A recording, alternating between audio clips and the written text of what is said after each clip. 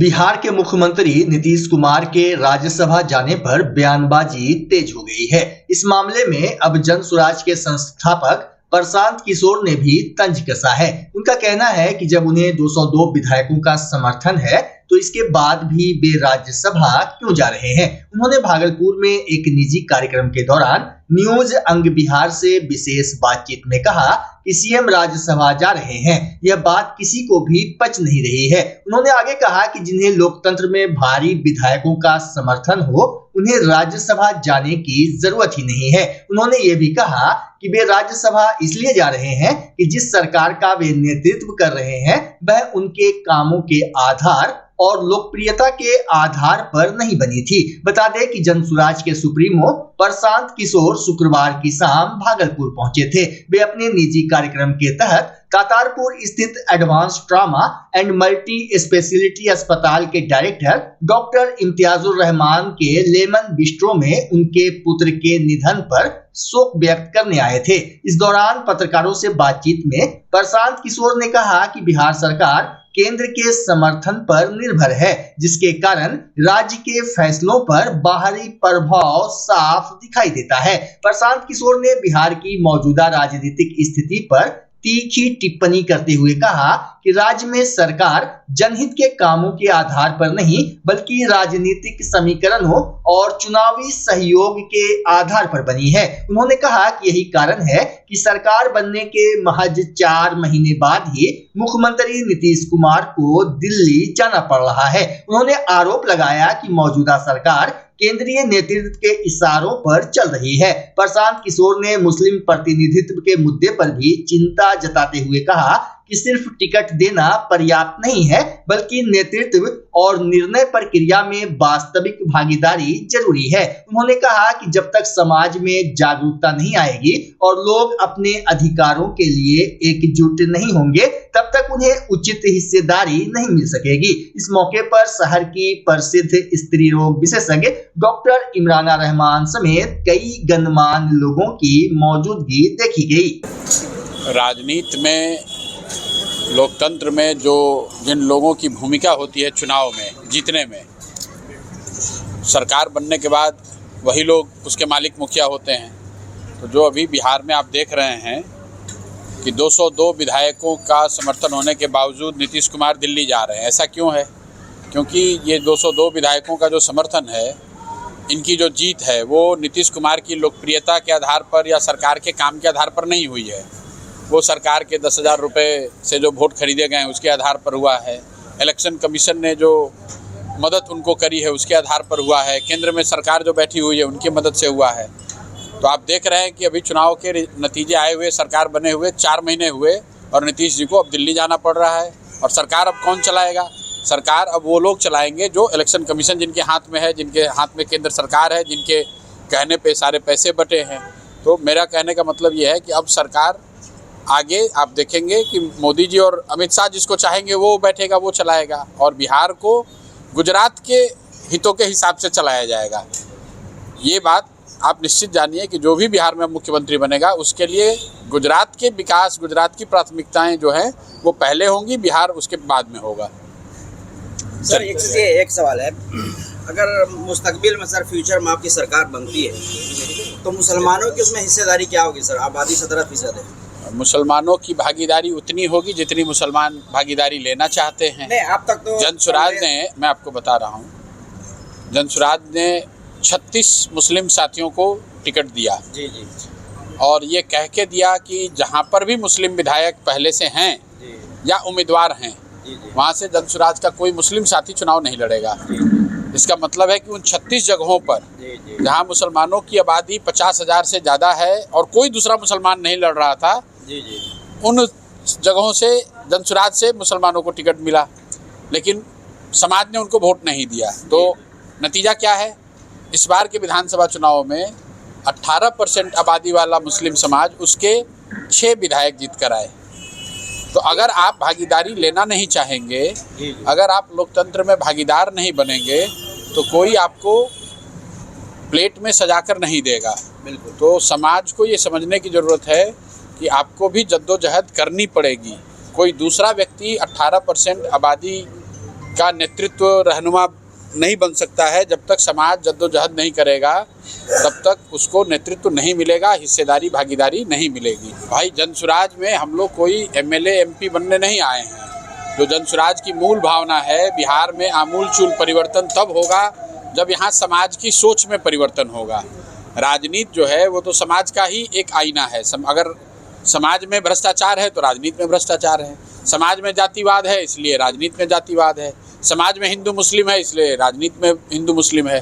तो जब तक समाज इन बातों को नहीं समझेगा तब तक सुधार नहीं होगा। और जो जनसुराज की अपनी सोच है कि हम लोग समाज के स्तर पर काम करें, लोगों को बताएं, उनके हक की बात बताएं, ये बताएं कि उनके लिए क्या बेहतर है। नेताओं की चिंता छोड़ के, जाति धर्म की चिंता छोड़ के, पैसे और अनाज की चिंता छोड़कर जब आप अपने बच्चों की शिक्षा और रोजगार के लिए वोट देंगे तो बेहतर व्यवस्था बनेगी। वरना नेता का बच्चा नेता बनता रहेगा और आपके बच्चे, बिहार के बच्चे बिहार से बाहर जाकर मजदूरी करते रहेंगे। जी, हम लोगों की खुशनसीबी वो आए और बहुत अच्छा लगा। एक अजीम शख्सियत जिनको कहता है बावकार, और बहुत अच्छे पॉलिटिकल एनालिस्ट हैं और स्ट्रेटिजिस्ट रहे वो। उनका हम लोगों ने अच्छा इस्तकबाल किया, वेलकम किया, और उन्होंने बहुत सारी ऐसी बातों पे रोशनी डाली और उस सब चीज़ों को वाज़े किया। बिहार के पर्सपेक्टिव से पॉलिटिकल एनालिसिस किया उन्होंने, तो बहुत चीज़ों से अवगत कराया हमें कि कैसे क्या चीज़ें होनी चाहिए। तो मीटिंग अच्छी रही और बहुत खुशगवार रही और बहुत ही नॉलेजेबल रहे हैं वो हमेशा से, और गलत बातों को और सही को दोनों को डिफरेंशिएट करके उस पर तवज्जो देने की और लोगों को भी उसकी तरफ माइल करने की कोशिश करते हैं। तो मैं उनसे प्रभावित हूँ और ओवरवेल्म्ड रहती हूँ। उनकी जो स्ट्रेटजी जो मैंने देखी पिछले कई बरसों में, हाँ ये अलग बात ज़रूर है कि जनस्वराज को एज ए पॉलिटिकल बैनर में उसमें कुछ भी सीट नहीं आई, वो एक अलग मुद्दा है। लेकिन कोई भी पार्टी को ग्रो करने में बहुत वक्त लगता है।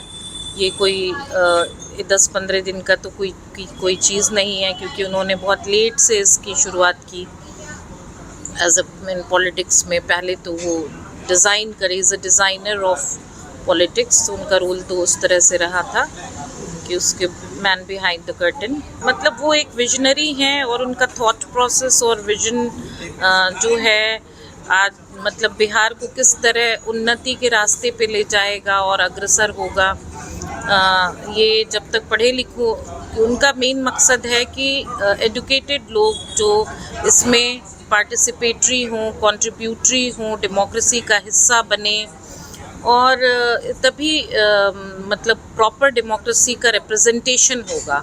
वरना मतलब हमेशा ये जो दोयम दर्जे के लोग हैं या जो गुंडे मवाली, ये सब से ही हम लोग गवर्न होते रहेंगे, तो सही दिशा में चीज़ें नहीं आगे बढ़ेंगी। जो क्राइसिस फेस कर रहा है आज के जो है वो बढ़ता चला जाएगा वो गैप, तो उसको वो लेवल करना चाहते हैं कि जो पढ़े लिखे लोग इसमें शामिल हों और जो ज़्यादा बेहतर तरीके से किसी देश को अच्छी दिशा में ले जा सकते हैं। ये उनका मकसद है, जो जैसा मैंने भापा, जैसा मैंने समझा, mean so far as what I can conceive and perceive from his, जो हमारी जो वार्ता रही है, जो हमारा जो आपसी डिस्कशन हुआ, तो वो ये बात पे बहुत तवज्जो दे रहे थे। तो मुझे लगा उनके सीने में काफ़ी दर्द है इस चीज़ को लेके और उसके लिए काफ़ी वो पहल करना चाहते हैं आगे।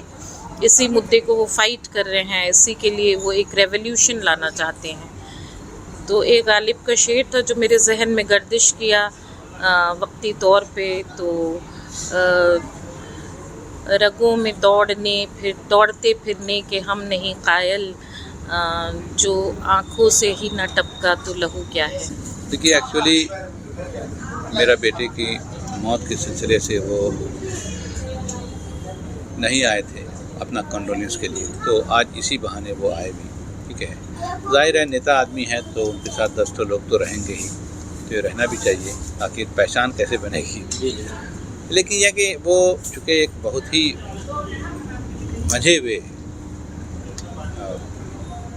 नेता हैं और इनकी जो पास्ट हिस्ट्री रही है कि वो सेंट्रल गवर्नमेंट के बनाने में भी बहुत बड़ा रोल अदा किए हैं। मुझे लगता है कि इस तरह के लोगों से करीब रहने में कोई घाटा नहीं है, हमारी भी सूझबूझ में इजाफा होगा।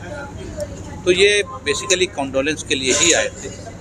और रही पॉलिटिक्स की बात, ये वो तो भाई वो अभी आज के दिन तो कोई ऐसा मुद्दा भी नहीं है हमारे लिए, और इलेक्शन हो चुका है तो जाहिर है सोशल वेलफेयर और सोशल अपलिविंग के लिए या हमारे जो जागरूकता के लिए जो लोग काम कर रहा है उसमें ये भी हैं और इनका नाम है।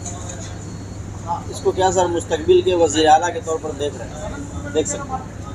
देखिए, ये वज़ीर आला बनाने लायक तो ज़रूर हो जाए। वज़ीर आला बनने के लिए बहुत सी चीज़ की ज़रूरत तो होती है, नो डाउट, लेकिन वज़ीर आला बनाने में यानी किंग मेकर के रूप में तो हम उनको ज़रूर देखते हैं।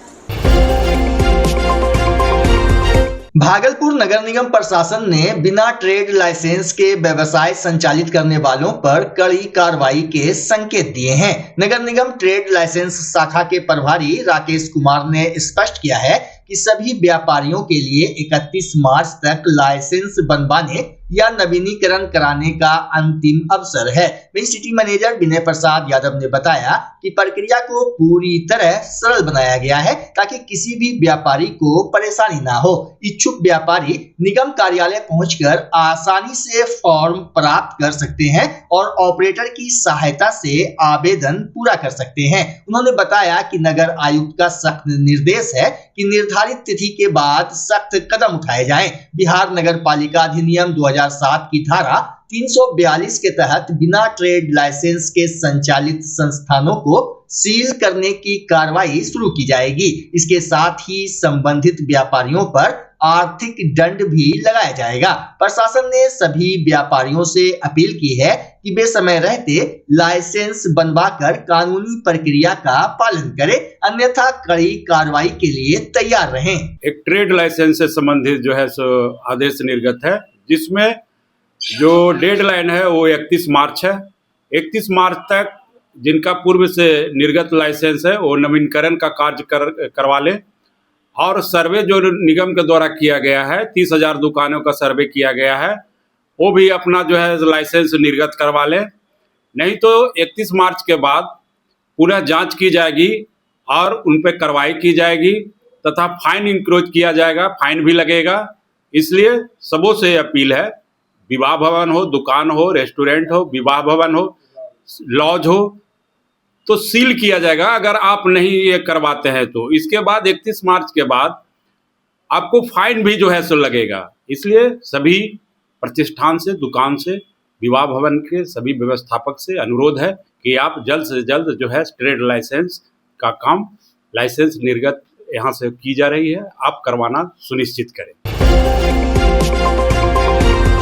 एजुकेशनल ट्रस्ट अहमदाबाद के तत्वाधान में शुक्रवार को भागलपुर के मुस्लिम डिग्री कॉलेज में भव्य सम्मान समारोह आयोजित किया गया। कार्यक्रम में शिक्षा, साहित्य, पत्रकारिता और सामाजिक सेवा से जुड़े कई गणमान्य लोगों को सम्मानित किया गया। अध्यक्षता कर रहे डॉक्टर फारूक अली ने कहा कि औलिया किराम ने हमेशा इंसानियत की सेवा का संदेश दिया है और आज के समय में शिक्षा में निवेश सबसे जरूरी है। उन्होंने अंधेरे को कोसने के बजाय दीप जलाने की बात कही। वहीं डॉक्टर शाहिद रजा जमाल ने उर्दू भाषा के विकास के लिए जमीनी स्तर पर गंभीर प्रयासों की जरूरत बताई। वहीं डॉक्टर इम्तियाजुर रहमान ने उर्दू को रोजगार और अर्थव्यवस्था से जोड़ने पर बल दिया, जबकि deputy mayor doctor Salahuddin Ahsan ने बली अहमद खान के प्रयासों की सराहना की। ट्रस्ट के चेयरमैन बली अहमद खान ने कहा कि ऐसे आयोजन समाज में सकारात्मक सोच को बढ़ावा देते हैं। समारोह में सामाजिक, शैक्षणिक, साहित्यिक और पत्रकारिता क्षेत्र की कई हस्तियों को सम्मानित किया गया। साथ ही तैयबा नामक छात्रा को निःशुल्क शिक्षा के लिए प्रशस्ति पत्र और 5,000 रुपये प्रदान किए गए। कार्यक्रम का संचालन मौलाना मुकर्रम शाहीन ने किया। इस अवसर पर सवाना दाऊद, डॉक्टर जीनत परवीन, डॉक्टर हबीब मुर्शिद खान, रिजवान खान, दाऊद अली अजीज, उदय समेत दर्जनों गणमान्य मौजूद रहे।